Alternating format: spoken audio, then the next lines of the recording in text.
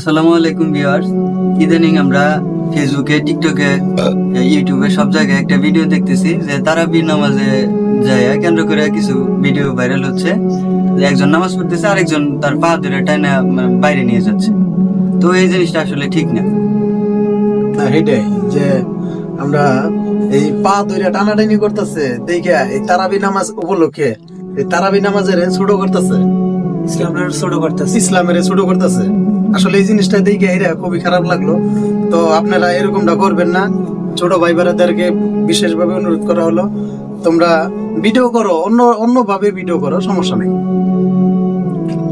আসলে প্রত্যেকটা মুসলিমের কিছু করণীয় আছে। আমরা ফেসবুক, ইউটিউব, সামাজিক যোগাযোগ মাধ্যম বিভিন্ন কিছু ব্যবহার করি, ঠিক আছে, কিন্তু আমাদের প্রথমে কি আল্লাহ ভীতি রাখতে হবে মনে। এমন কিছু আমরা করবো না যেটা আল্লাহর পছন্দ হবে না, আর আল্লাহর যে জিনিস পছন্দ না ওটা আমরা বর্জন করি।